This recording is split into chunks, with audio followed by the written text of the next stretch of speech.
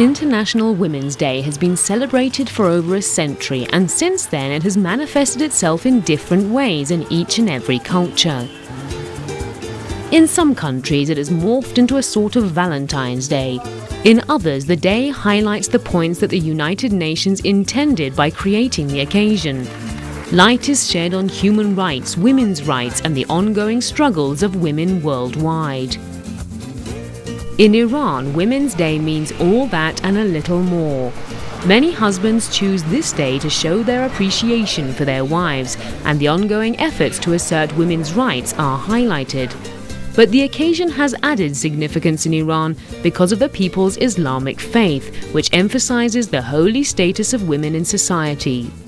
That might be news for someone with little information about the Islamic faith, but Muslims have numerous laws designed specifically to assert women's rights, written in a time when baby girls were such a disgrace for their family, they were buried alive at birth.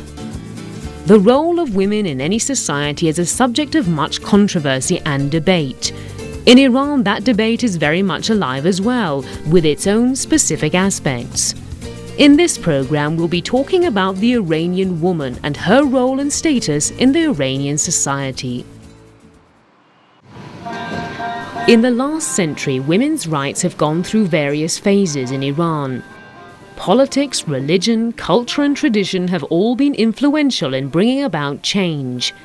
During Iran's Qajar era, education for women was frowned upon. Those few women that could read and write concealed the fact.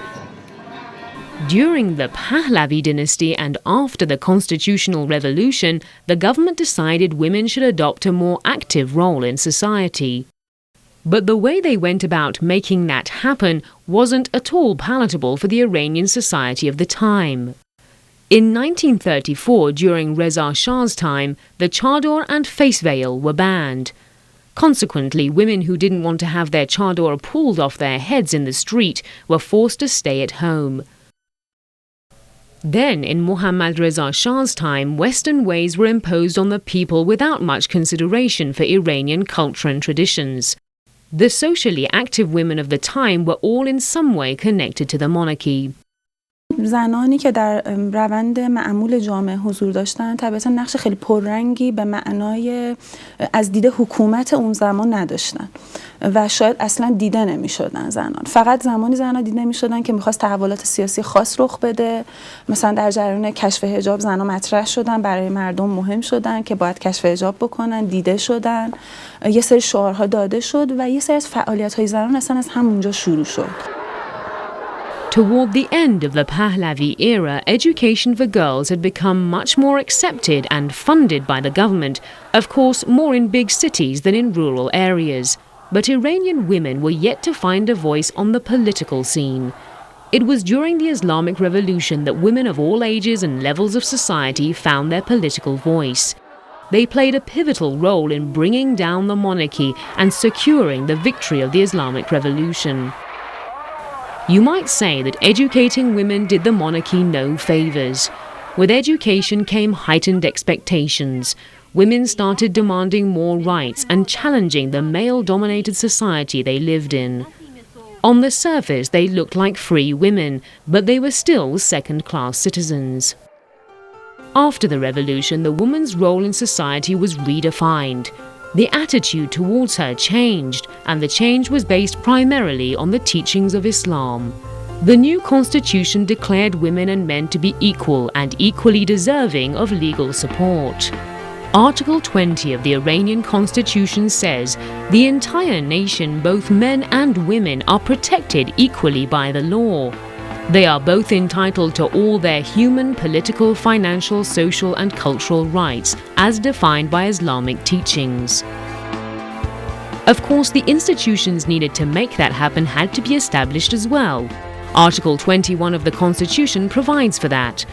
Unfortunately, only a year after the revolution, Iraq attacked Iran, plunging the fledgling republic into 8 years of war. During the conflict, Iranian women threw themselves into the fray. They supported their men fighting on the front line and behind the scenes handled a lot of the logistics of the war. Before the Islamic Revolution, the woman's role was limited to looking after the children and housekeeping.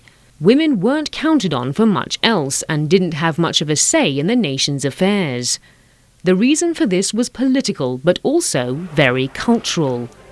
As in many societies, the man was considered the head and decision-maker of the family, and the woman the homemaker. But after the Islamic Revolution, encouraged by the leader of the movement, Ayatollah Ruhollah Khomeini, women started entering every arena. گفتمان امام خمینی گفتمان حضور اجتماعی زن بود. یعنی رسما ایشون تو صحبت‌ها اعلام کردن و طبیعتاً وقتی گفتمان غالب یک نظامی میشه که زن باید در عرصه اجتماعی حضور داشته باشه، راحت‌تر هم فعالیت خواهد کرد. و این به معنای این بود که زن باید مؤثر باشه در طبقات مختلف و رویدادهای اجتماعی. خب پس از انقلاب اسلامی این سیر توفیقاتی که زن‌ها داشتن خیلی بارز بود.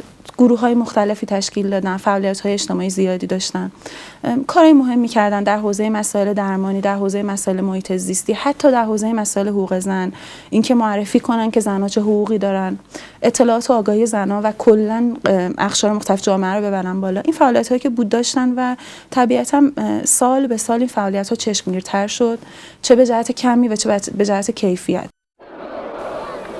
In the period of a decade, Iran saw a revolution, got a new constitution, and fought a grueling 8-year war. And during all this, the Iranian woman's new persona started to take shape. Her already established role as mother and homemaker was given sacred importance.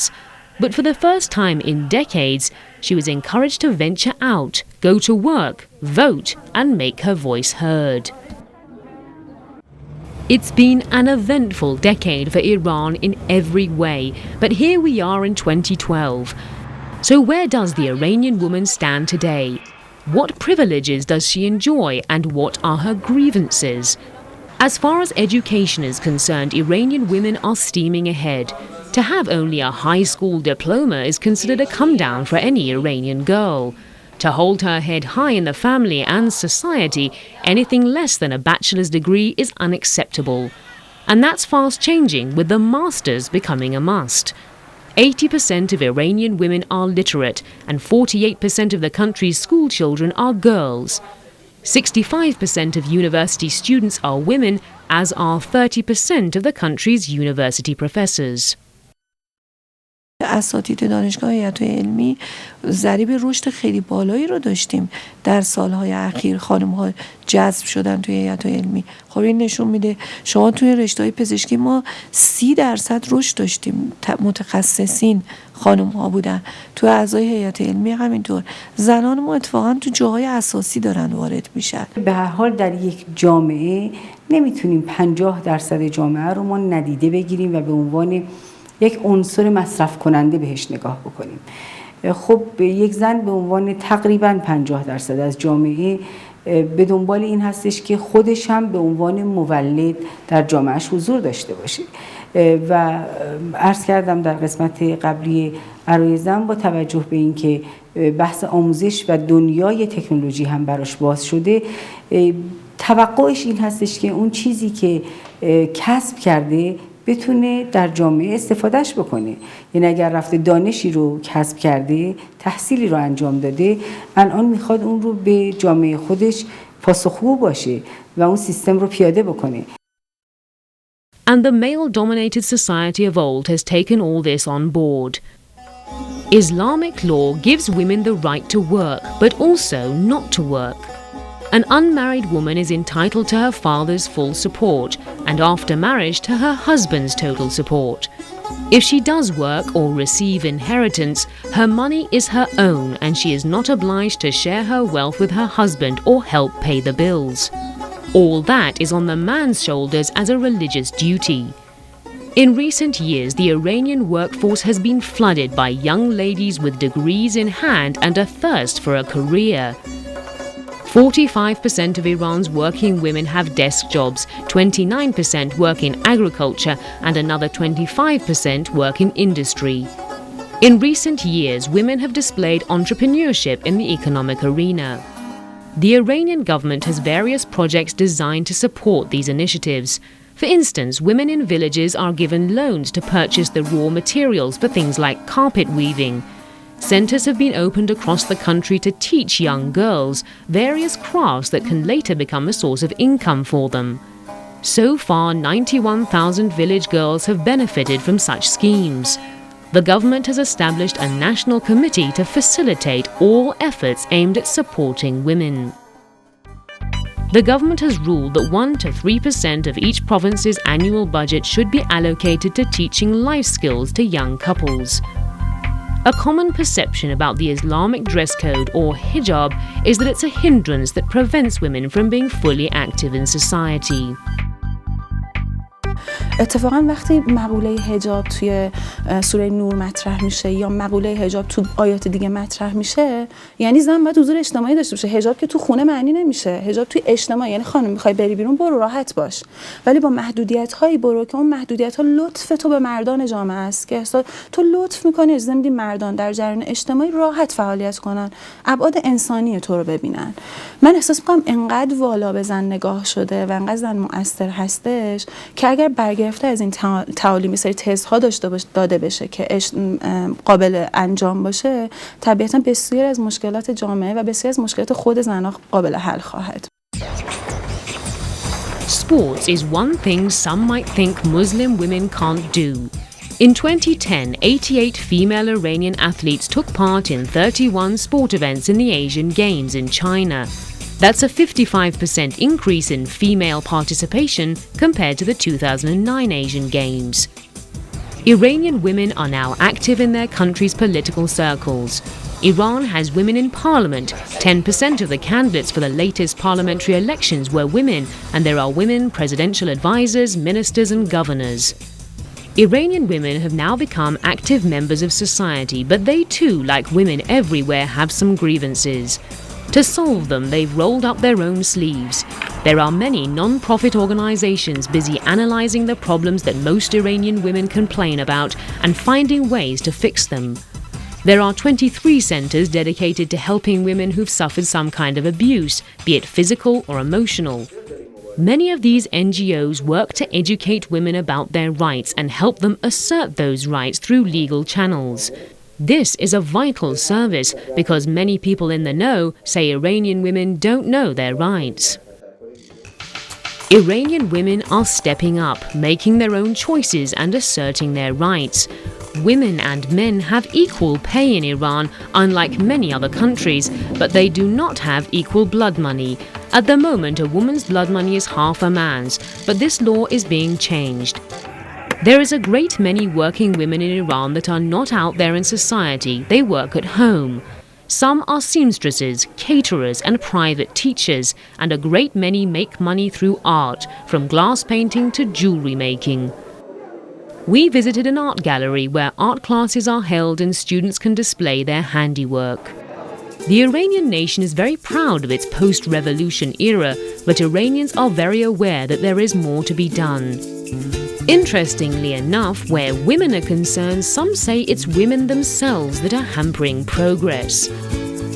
As a society trying to fight the patriarchal values of old, it's often women that strive to preserve those outdated values, promoting a passive role for their own gender in society. In this regard, it's the mindset of both men and women that needs to change.